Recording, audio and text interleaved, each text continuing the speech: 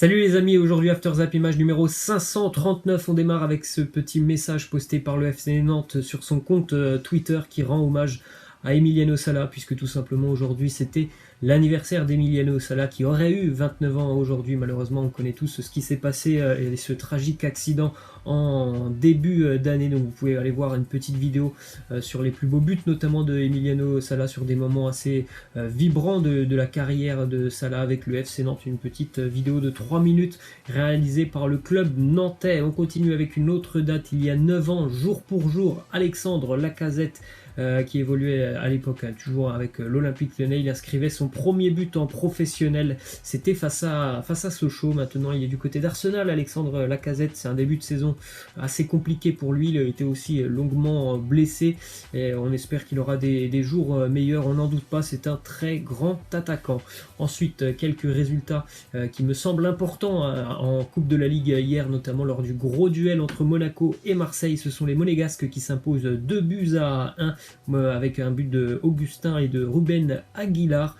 À noter que Monaco avait fait quand même, en tout cas Leonardo Jardim avait fait beaucoup tourner son effectif sur ce match, ce qui n'était pas le cas de l'Olympique de Marseille, où simplement il manquait juste Benedetto. Et pourtant les Monégasques ont vraiment plutôt dominé l'Olympique de Marseille, surtout sur la première période. Un Marseille vraiment très très faible en première période, donc l'OM est déjà éliminé de la Coupe de la Ligue. On continue avec l'autre résultat assez marquant hier, le FC Nantes qui s'impose 8-0 face au Paris FC. C'est la plus large victoire d'ailleurs de l'histoire de la Coupe de la Ligue. Voilà, les Nantais qui ont écrasé le PFC qui est déjà en grande difficulté en Ligue 2. Ce n'est pas le match de Coupe de la Ligue qui va permettre au PFC de reprendre de la confiance. Ensuite, justement les petites stats sur ce match. Homme du match, Moses Simon, le Nantais qui a inscrit un triplé. Il fait un très très gros début de saison avec le FCNA. Moses Simon, et une petite info aussi sur le FC Nantes qui nous habitue normalement en Ligue 1 à s'imposer simplement 1-0 lors de ces matchs. Vous avez cette statistique, lors de ces 14 derniers matchs, l'écart de but de Nantes avec son adversaire était d'un but. Et puis hier, c'est un +8 tout simplement pour le FC Nantes. Donc on a bien vu que le FC Nantes avait quand même un sérieux potentiel offensif, même si le Paris FC était quand même très très faible hier. Et à noter aussi le petit exploit hier en Coupe de la Ligue, Le Mans qui s'impose face à l'OGC Nice 3-2 pour les Manceaux. Tout s'est passé dans les 20 premières minutes de ce match, puisque les 5 buts du match ont eu lieu lors des 20 premières minutes. Après, voilà, il y a eu beaucoup de ratés, mais plus de buts finalement dans ce match. On continue et on va jeter un petit coup d'œil sur les équipes qui sont donc qualifiées pour les huitièmes de finale de la Coupe de la Ligue, entrée en liste des gros clubs, on va dire, au prochain tour, notamment le Paris Saint-Germain ou encore Lille et Lyon. À noter qu'il n'y a plus qu'un club de Ligue 2 qui est qualifié, on vient d'en parler, c'est Le Mans. C'est donc Le Mans sera le petit pousset, on va dire, de la compétition entre guillemets. Sinon, il n'y a plus que des clubs de Ligue 1. On continue avec une nouvelle polémique pour Gareth Bale du côté du Real Madrid, puisque le Real hier recevait Leganés dans la soirée. Le Real s'impose 5-0 dans ce match. Et puis Gareth Bale, on le sait, il est blessé, donc il était en tribune pour assister au match de ses coéquipiers. Et du côté de Madrid, on a le droit de quitter, en tout cas les joueurs qui sont blessés ont le droit de quitter le stade à partir de la 80e minute. C'est ce qu'a fait directement Gareth Bale. Il n'a pas attendu beaucoup plus longtemps. À la 81e, il a quitté le stade. Il n'a même pas pu voir d'ailleurs le but en toute fin de match de Luka Jovic. Il n'est pas non plus allé dans le vestiaire pour féliciter ses coéquipiers. Donc ça passe un petit peu mal quand même du côté des supporters madrilènes en Espagne, parce que c'est quand même la moindre des choses. Même si tu es autorisé à partir à la 80e minute, il me semble que c'est quand même la moindre des choses de rester jusqu'à la fin du match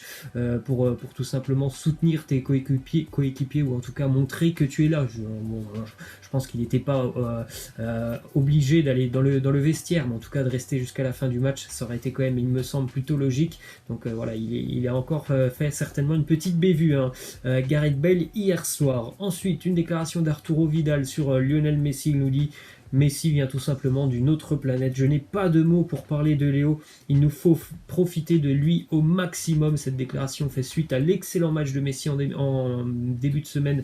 C'était mardi face à Valladolid, auteur de 2 buts, plus des passes décisives pendant ce match pour Messi, et auteur aussi d'un coup franc absolument magnifique qui a nettoyé la lucarne des statistiques aussi incroyables sur Lionel Messi et ses coups francs. Sur les 5 dernières saisons, Messi a marqué 20 buts sur coups francs. C'est plus que la Juventus, la Roma, le PSG, Lyon. C'est absolument incroyable. Hein. C'est un joueur qui a une capacité, une faculté à mettre le ballon où il veut sur coups francs. C'est vraiment incroyable ce qu'il est capable de faire. Ensuite, une petite info mercato du côté du Barça, puisqu'on sait que Ivan Rakitic pourrait quitter la Catalogne dès le prochain mercato. Il y a beaucoup d'équipes qui semblent être intéressées par le profil du milieu de terrain croate, dont une en Espagne, l'Atlético Madrid, qui s'est renseigné auprès de l'entourage d'Ivan Rakitic pour prendre la température.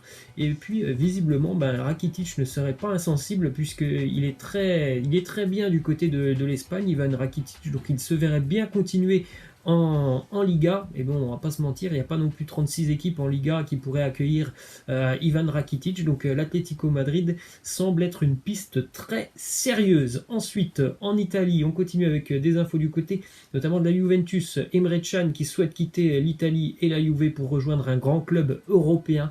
Ça semble être une décision plus que logique pour lui, parce qu'il n'entre pas beaucoup dans les plans de Maurizio Sarri depuis le début de saison. Emre Can, je pense que c'est un joueur qui peut encore, en plus de ça, beaucoup apporter en Europe, donc il me semble que la meilleure décision ce serait de quitter la Serie A. Petit résultat hier en Serie A, victoire pour la Roma qui s'impose 4-0 du côté d'Udine grâce à des buts de Zaniolo, Smalling, Justin Kluivert et Alexandre Kolarov.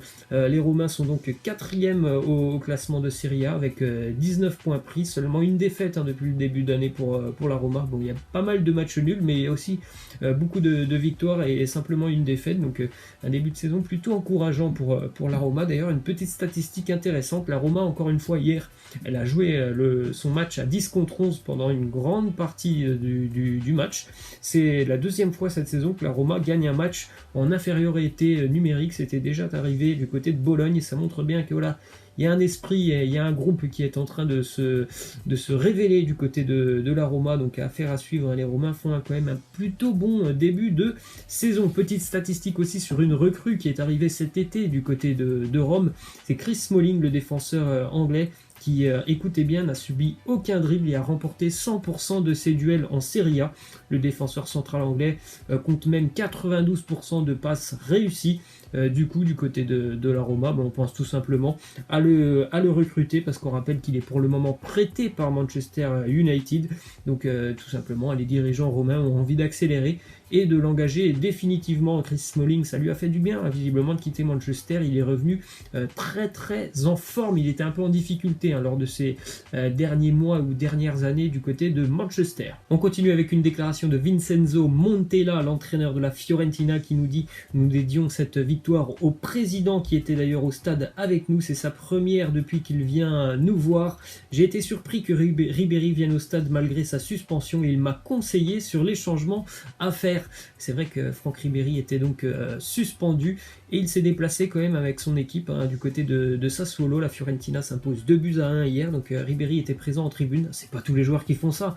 Lorsque tu es suspendu et que ton équipe joue à l'extérieur, en général 9 fois sur 10 le joueur ne va pas venir avec son équipe. C'est pas le cas de Franck Ribéry, qui est venu assister au match. Voilà, vous pouvez faire un petit comparatif par exemple entre Ribéry et Gareth Bale. Gareth Bale qui était quand même à Madrid, il n'est même pas resté jusqu'à la fin du match. Lui, Ribéry, il a fait le déplacement avec son équipe pour aller voir son équipe s'imposer, donc il a même conseillé Vincenzo Montella, l'entraîneur. Ensuite, du côté de l'Allemagne, c'était la Coupe d'Allemagne hier.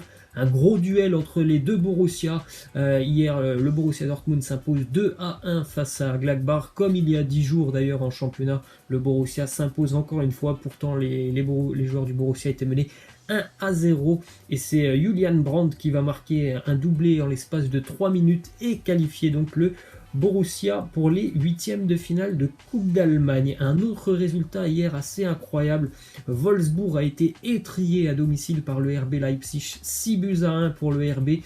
C'est d'ailleurs un résultat surprenant, puisque Wolfsburg était la meilleure défense d'Allemagne, et qu'en plus de ça, Wolfsburg n'avait plus perdu à domicile depuis 22 matchs. Et hier, c'est une cinglante défaite pour les Loups. Et ensuite, on jette un petit coup d'œil à cette image assez impressionnante. 35 000 supporters du Dynamo Dresde Dresden, équipe de 2e division allemande, se sont déplacés hier à Berlin pour affronter le Hertha Berlin. Défaite cruelle au tir au but pour le Dynamo Dresden, qui est l'une des équipes phares de l'Allemagne de l'Est, anciennement la RDA. C'était une très très grande équipe à l'époque.